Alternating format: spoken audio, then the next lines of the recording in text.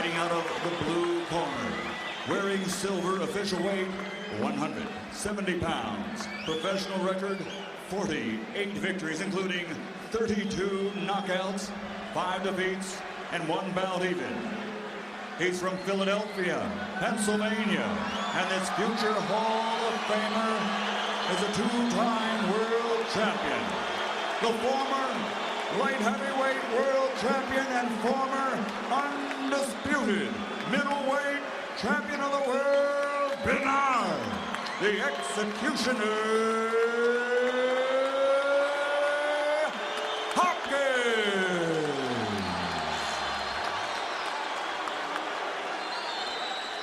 And fighting out of the red corner, wearing dark navy official weight 169 pounds. A perfect professional record consisting of 34 bouts, 34 victories, including 30 knockouts. The middleweight title is not on the line tonight. He is the fighting blue-collar pride of Youngstown, Ohio, the undefeated middleweight champion of the world, Kelly the Ghost Pavlik.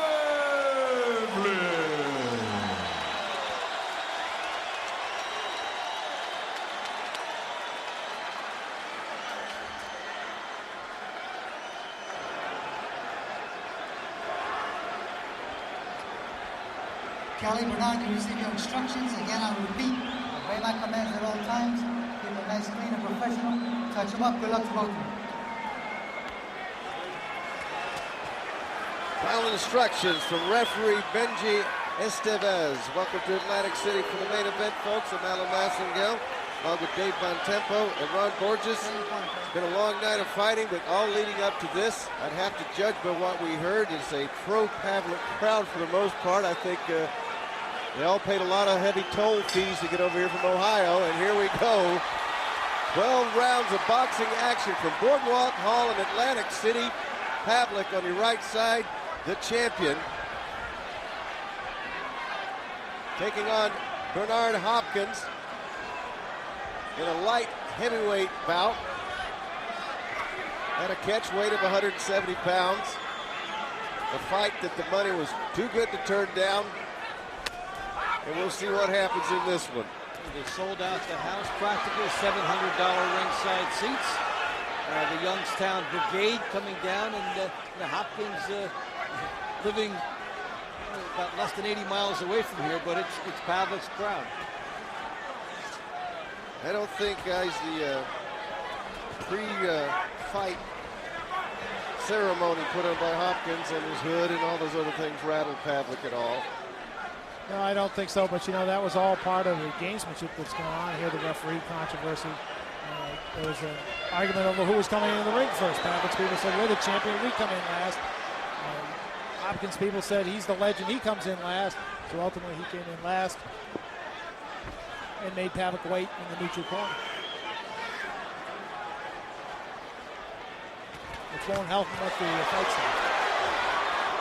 Hopkins applying a little pressure there. A huge age difference, as we've mentioned, of 17 years. Hopkins is heading straight to the Hall of Fame when he retires for the second or third or fourth time. He's already had one retirement. That's never enough. Never enough. This is certainly the pace Hopkins would want this fight fought at. Yeah, he's waiting. Pavlik cutting off the ring, enabling Hopkins to wait and then take a shot at him, which will try to dig the right hand under the ribs.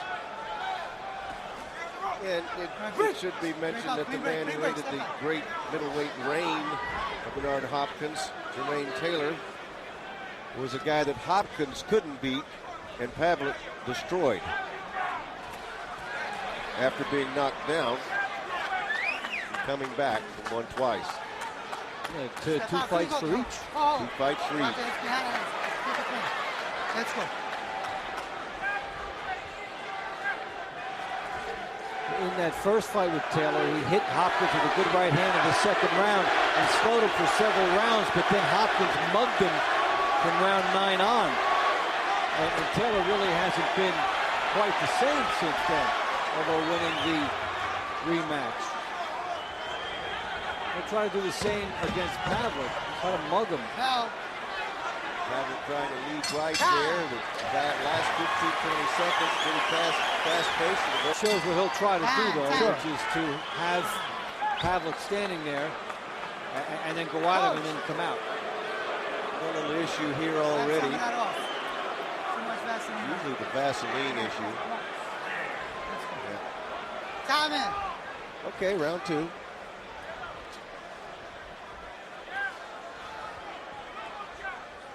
As you'll notice, we talked about Hopkins finding different ways to get the job done. We've seen the development of Kelly Pavlik with good right hand just missing from Hopkins. Hopkins showed a lot of speed here tonight, guys. And he's come out of some recent fight, you know, good fast start, and he has a beat on the right hand over the jab of Pavlik that he's trying to score. I'll tell you one thing that's surprising to me is Pavlik just looks a lot bigger than Bernard Hopkins, even though they weigh the same. Oh, there's a left hand that got in on Pavlik. That's been the issue that we were talking about. Pavlik is a dominating force at 160. And he comes in weighing in at 169 for this, and no telling what his weight was tonight. But he walks around at 175. But this is a different looking Pavlik by far. Clean Than break, we've step ever back, seen. both these. Well, you're going to see a guy tied up a lot. You're going to see a guy fighting someone who wants this to crawl along in fits and starts and not to have a huge, you know, quick fight. Hopkins would like this to be an uneven bout in terms of its pace.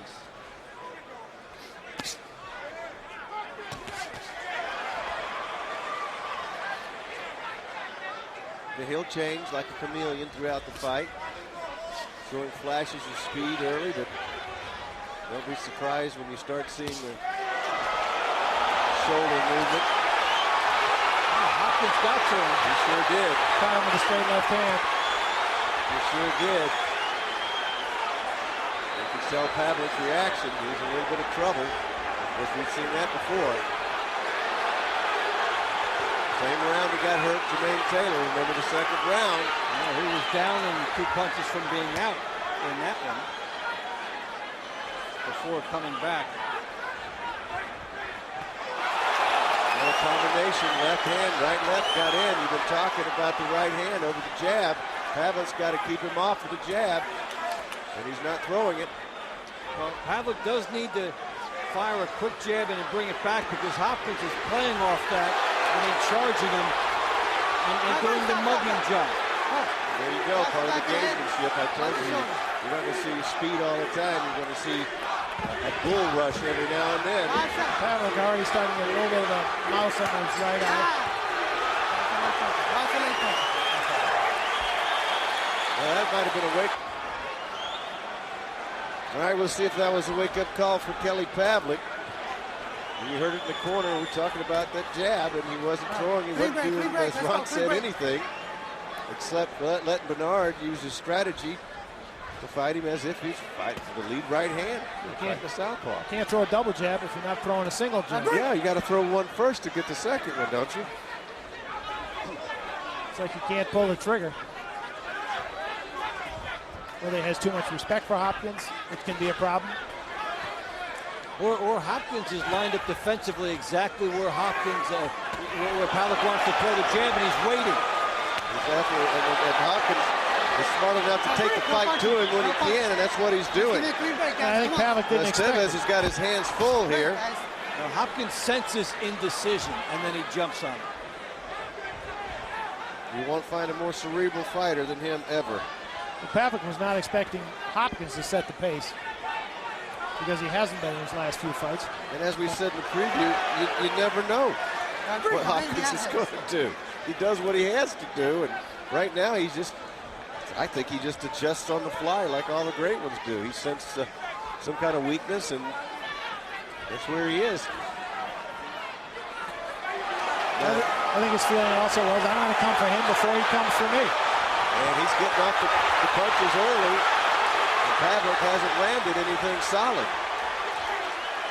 Crowd reacting to this 43-year-old legend in the ring, taking it to the 26-year-old. This is a veteran sensing that the upstart fighter, younger fighter, is tight. So he's taking advantage of that.